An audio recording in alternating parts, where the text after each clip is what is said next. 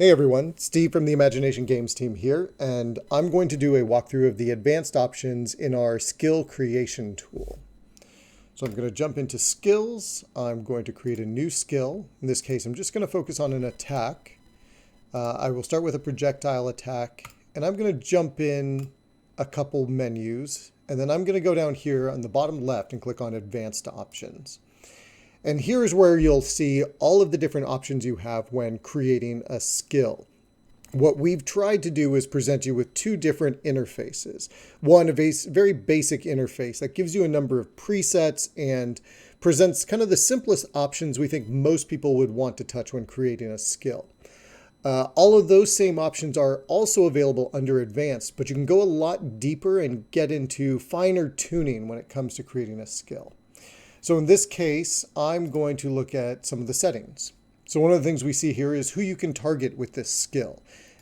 Is it enemies? Is it allies? Is it yourself? Is it everyone if you want there to be friendly fire and splash damage?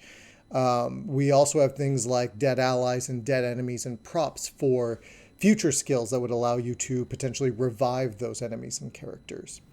The energy cost is how much it costs to actually cast the skill, how much mana. The cooldown is how long it takes before you can activate it again. And the range is how far does the projectile travel. In this case, it's a projectile in meters. Moving on to damage, you can choose your damage type between the 5 different damage types. We also have a range between the min damage and the max damage that this attack can do. And how much it actually does will always depend on the dice roll. The larger the range you create, the different it affects the power rating for a particular power. If you have a higher potential, say, max damage, but a lower potential min damage, it's going to be a slightly lower cost than if the range is smaller, but say on the higher end of the max damage. Next, we move into the modes. We have 3 primary modes for, say, projectiles, instant, which is just a normal shot, charge, which allows you to charge up a particular projectile, meaning you have to hold down the action key or the left mouse button to do it. You can then set how long the hold is to get to a full charge, how much extra energy it costs to do a full charge. And that'll also then, relative to your max damage, put you on that higher scale of that sliding scale of min damage to max damage.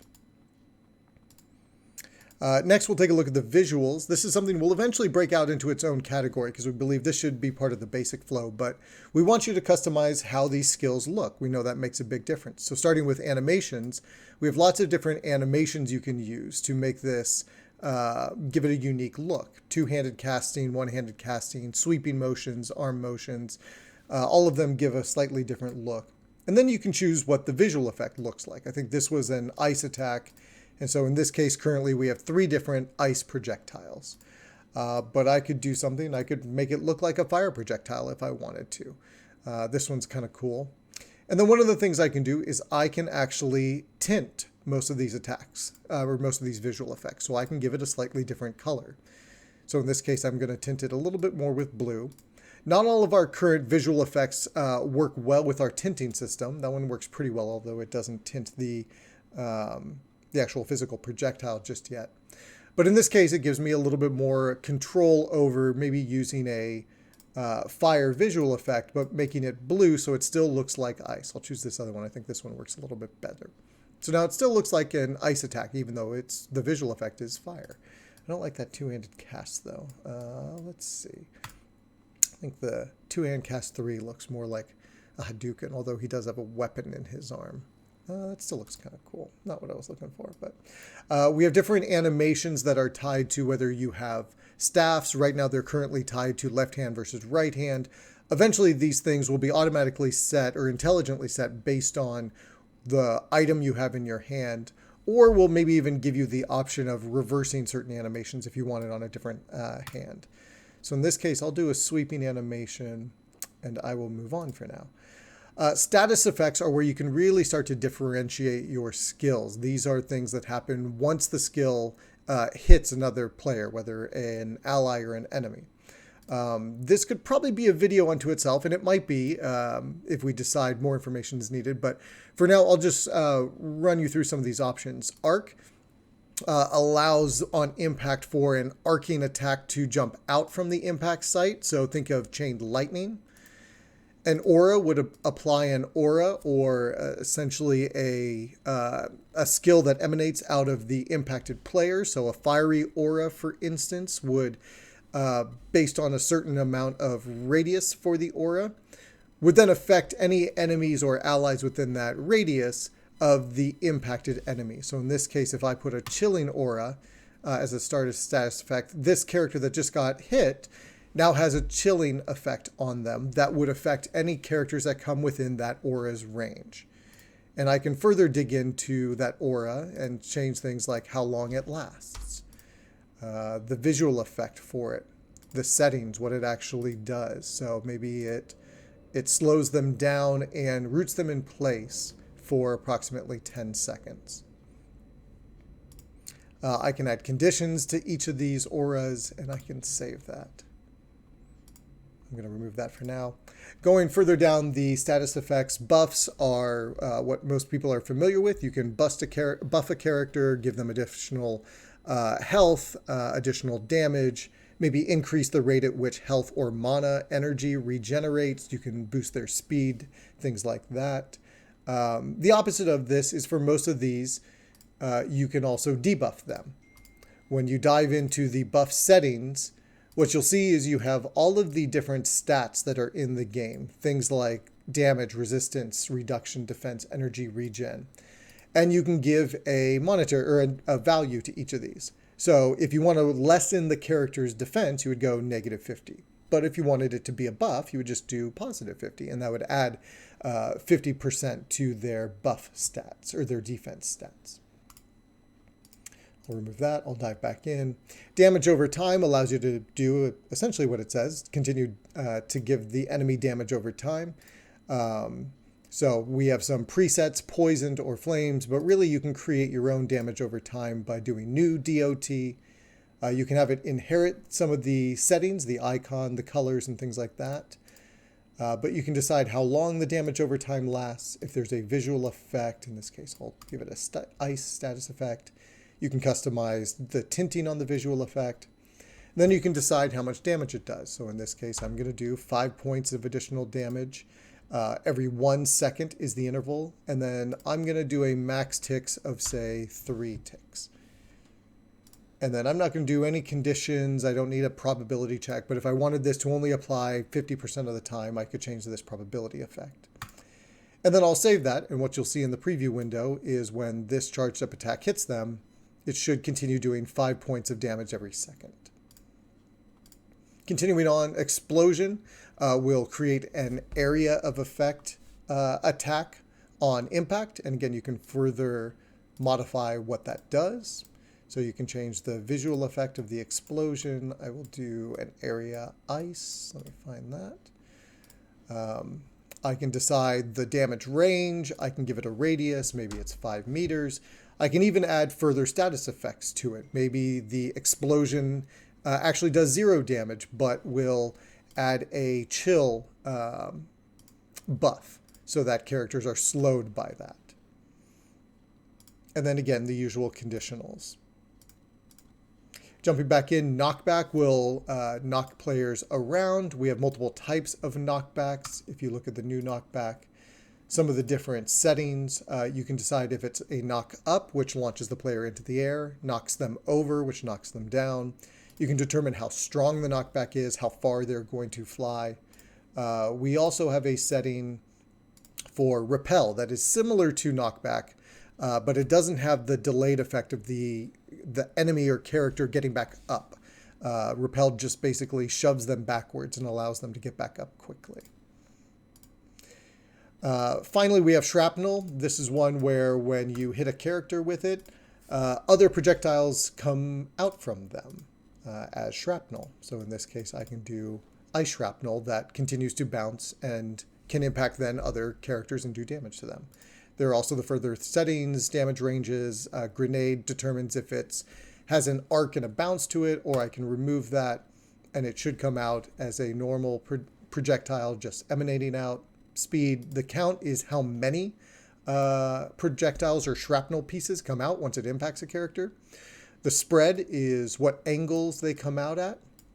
So if I do 10 projectiles, I can then give it a much wider spread, so it actually explodes out from the character in 360-degree angles all around. And you'll see then it comes out basically in a circle.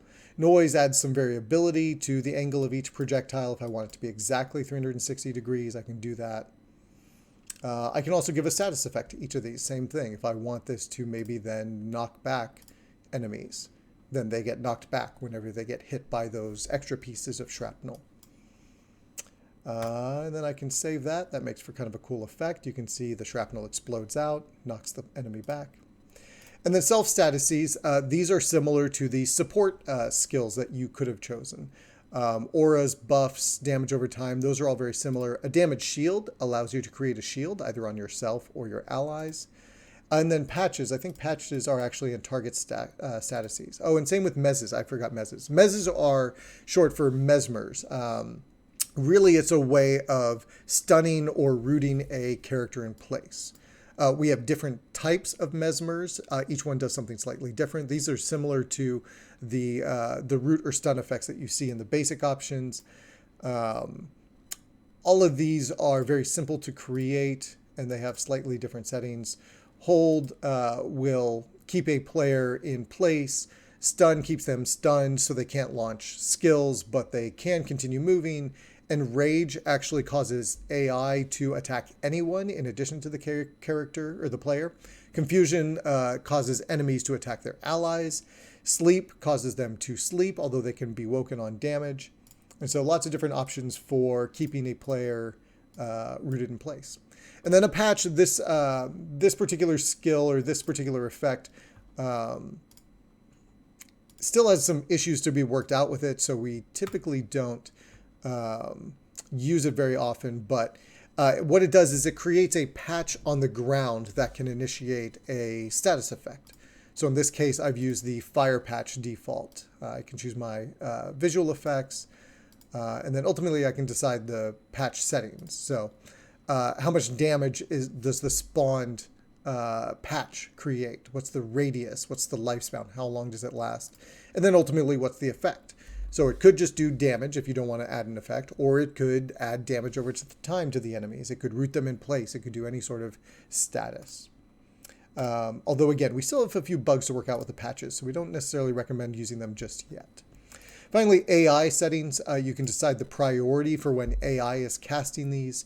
You can, again, choose some of these different conditional checks, a dice roll of 50%, 30%, 20%. You can do things like this status effect or this attack only applies if the character is fully charged this particular skill. If there's an advantage check, if it's an assassin strike, or then things about the target. So this attack only impacts if the enemy is already on fire, or if they have the chilled status effect, if they're standing on metal, standing on water, if they're wet, if they have a prop, or if they're made out of metal. There's still a much longer list we plan on implementing. Some of this is still kind of early days. And then additional settings. This is where you will find specific settings for the different attack types. In this case, the projectile has unique settings for the speed of the projectile. Does it chain? Does it bounce back and forth between enemies? So what you'll see now that I've added 3 chains, is it'll bounce back and forth up to 3 times. What type? Does it home in on enemies? Does it actually track them down? If it does, what is its turn speed of the homing? Can it turn 90 degrees, 180 degrees, maybe even 360 degrees? Grenade adds an arc and a bounce to it, so it bounces like you would see a grenade bounce oftentimes. We'll see an example here real quick. Bounce. And then finally count. How many projectiles actually get sent out when you do this? So I'll add that to 9. So now there's a lot of them, but that didn't have a very good spread. That was only 45 degrees. So I'll add a much larger spread at 90 degrees. And you can see it's a larger spread. If I even jump this up to, say, 270 degrees, it'll be an even wider spread. And it goes all around. And that is it for the advanced options. Oh, one other is as you name this, chill ice. You can give it a description. So we'll eventually allow you to search and filter based on tags in the description, but I can say this is an ice attack that spreads out. Why not? That way it gives it a little bit more flavor. And then in order to save it, we don't currently have a save button. We will eventually have a save button there, but just jump back into the basic options and press the save button. And now you see you'll have chill ice. Just to give you a few more examples of some of the additional options, if I jump into the area attack and look at area settings, I can change the radius of an area attack, how far out it goes from the character. If I do a melee attack, there are options like the angle. So if I want this to impact more than just one enemy in front of me, I can do, say, a 180-degree angle. And now this will have a radius in front of the character and can impact more than one. If I do 360, it'll hit all enemies around me as long as they're within range of a melee attack. Another couple fun ones, a beam attack. It has a couple of settings like penetrate, where you can decide whether the beam is going to go through the enemy or stop at the enemy when it actually impacts a character. And then similar to projectiles, you can chain this. Again, this is kind of fun for chain lightning. And then you can decide the angle at which these will chain, as well as the range, if it will arc forward in addition to back behind the enemy. Is it once per target, or can it bounce back and forth multiple times from target to target? There are lots of additional skills under support as well, or advanced options. In this case, some skills are toggle skills, where you click the button once and it stays active until you press it again. And here you can see we have different options for breaking a toggle skill. That's essentially as long as you have energy or mana to cast it. In this case, this is an aura support, so everyone within my aura will be healed in this case. But it can be broken on taking damage or getting knocked back, or any sort of me attacking or even me moving could break this particular aura. And I believe that's it. We might look to make another video to go a little further through the status effects, since I went very quickly through them, and they can really be the things that allow you to make unique skills. So look for that, and until next time, keep creating.